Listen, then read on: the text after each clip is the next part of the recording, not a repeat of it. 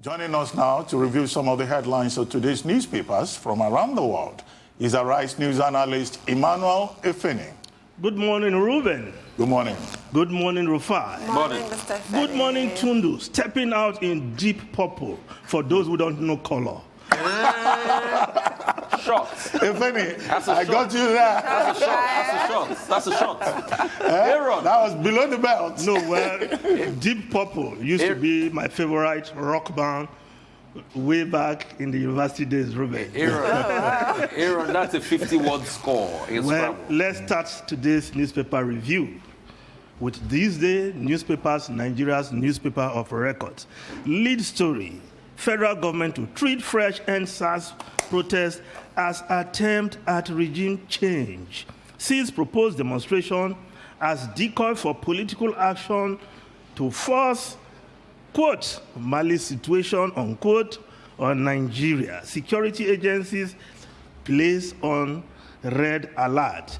Yes, the government smarting from the fallout of the violence that followed the peaceful EndSARS protest, of course, remain jittery when protest is mentioned.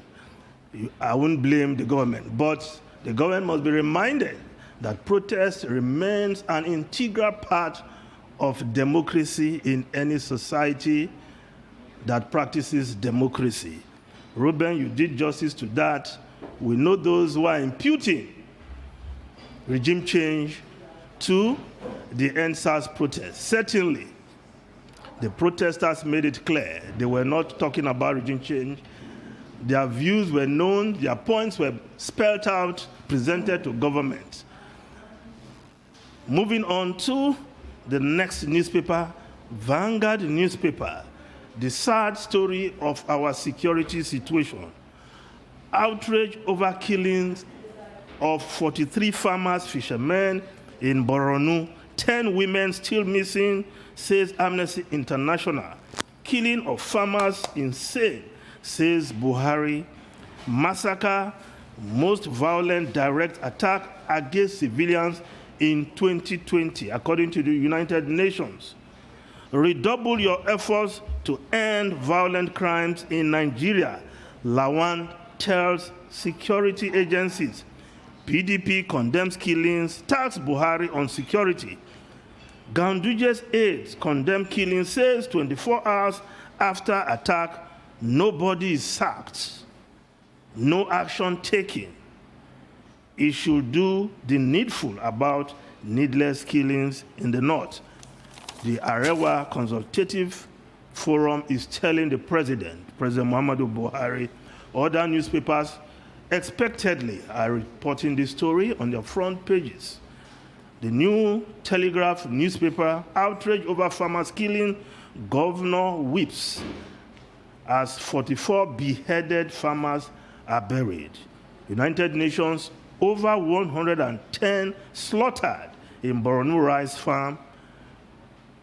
Borno villager, military aware of planned attack. If that were to be the case, it will be a very serious indictment on the military that they had knowledge, but I think the military should investigate that. The military high command, that commanders or soldiers on the ground were aware of this impending massacre or slaughter, yet it happened. The Punch newspaper, lead story, anger spreads as United Nations says 110 Borno farmers killed. Several still missing as governor leads burial of 43 Borno farmers. Nigerian Tribune, the same story. Borno rice farmers, at least 110 killed, United Nations says. Zulum at funeral of 43 vows to recruit more hunters, men for civilian joint task force. Borno farmers cry out, want government to intervene. Massacre testament of Buhari's failure, says the PDP. Northern governors, CNG, others condemn attack. And the Daily Sun newspaper calls it Black Day in Borno, 43 farmers killed by Boko Haram buried. More still missing as survivors recount horrific experiences. UN, EU condemn attack. Terrorists control many parts of Borno, according to Zulu. Now, talking about Boko Haram controlling many parts of Borno, according to the governor, because that was the situation.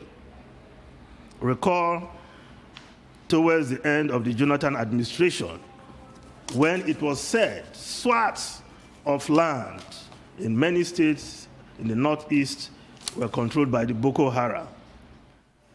Today, farmers cannot farm, even the governor cannot move around without being targeted with either IED or even gunshot by these insurgents. What is the difference between then and now? Despite the claim of, well, I don't think anybody will be saying Boko Haram has been thoroughly degraded anymore, because their actions show clearly that they are still very well alive and maiming and killing innocent Nigerians. Other stories, the Guardian newspaper. Investors split on duty cut for imported vehicles. Customs agents, freight forwarders, NECA, others hail plan. It will kill local industry job, says LCCI. Very interesting conversation.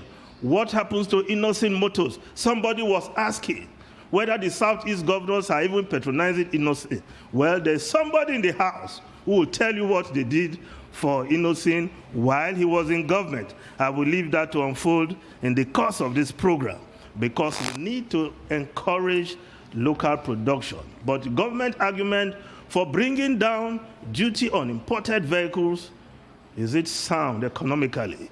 Will that really bring down the transport cost as government is thinking?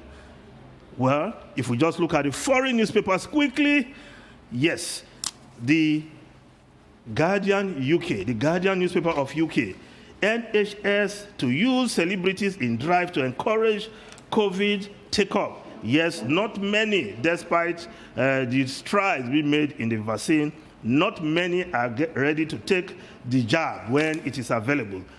To beat this, the NHS in the UK, of course, they are planning to enlist celebrities and influencers in a major campaign to persuade people to have a jab. That's the Guardian UK, to have a jab of COVID vaccine amid fears of low take-up.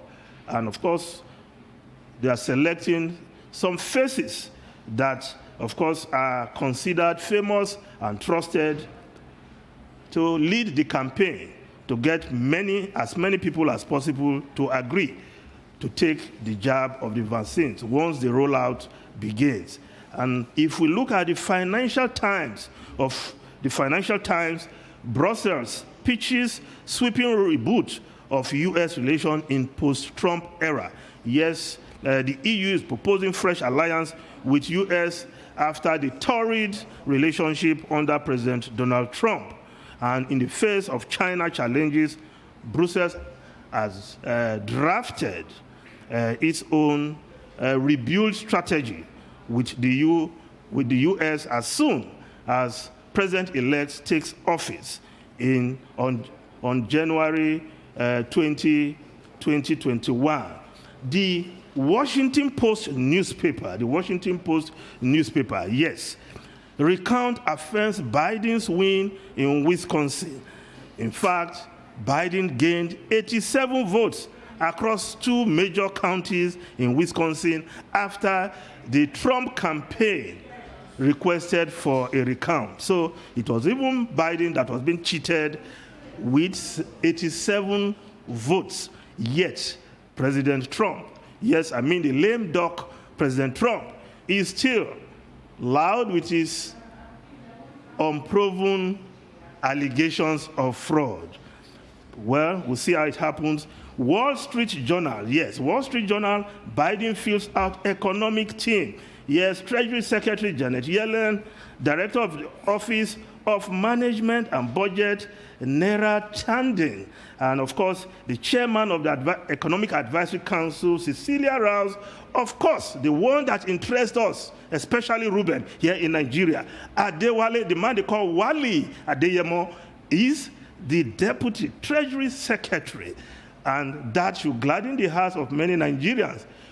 Like the president mentioned, everywhere we shine like diamond in the skies. Ruben, Rufai, and Tundu. Tundu, I know you are happy with the women taking front seat. Yes. White House communication, all female cast. You are happy? I love to see it. And you are waiting for more education. Yes, I am. You know, that Betsy DeVos has to go. That's the best news out of the Trump administration leaving. It's that lady. She just has to go. She was a disaster. And it would be nice to have a progressive in that seat. That would be great. And as for Wale, it's important to say that he's only 39. Great, he's young. Yeah, he was born in 1981. Well, very quickly, Ifeni, on the killings in Borno, in Zabamari, we've already commented at length on that, but you refer to the governors not being safe either. In fact, the truth is that nobody is safe. Now, you recall that, about a month ago or so, there was an attack on the convoy of the governor of Borno State, resulting in the death of some of his security operators. Traditional rulers have also been attacked. Nobody really is safe, either in the north or in the south. And the urgency of it is that the government still needs to do something about the security situation, particularly in that axis and elsewhere. Now, the other point to be made, however, is to note, and I'm referring to your reference to the governors. Do you know that there is a report indicating that most of the governors of the northern states, they are permanently in Abuja? They themselves are so scared that they have abandoned their duty posts. One particular governor was asked the question why he's always in Abuja. In fact, he was accused of spending only 3 days in his state. 4 days. And he said, oh, is it 4 days? 4 days, yeah. His explanation was that, well, work continues anyway. He's still able to, run the state by remote control from Zoom. Yes. So all those governors that are stranded in Abuja, leaving the people to their own, at the mercy of terrorists and bandits, let them also go back to their states.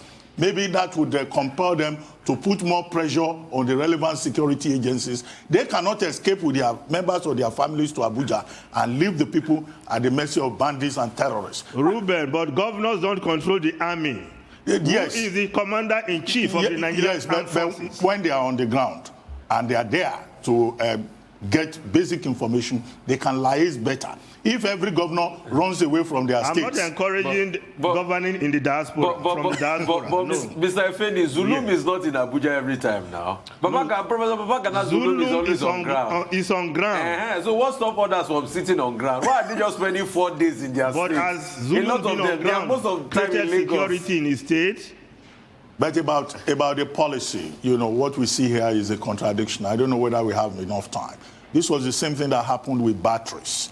At a time, Nigeria encouraged local producers, local manufacturers to produce batteries. And we had a lot of, local people doing batteries. Ibeto producing battery. There was Exide. Yeah. There was a Lion battery, all made in Nigeria. Until they came up with a policy reducing import duty on imported batteries. And Nigeria was flooded with batteries from China, from Taiwan, because China at the time gave every national 18% for every export. And the duty here in Nigeria was 10%. Today, there is no battery manufacturing company in Nigeria that I know of, just because of bad contradictory policy. And that's what we're likely to see also with the automotive development policies that are now being adopted.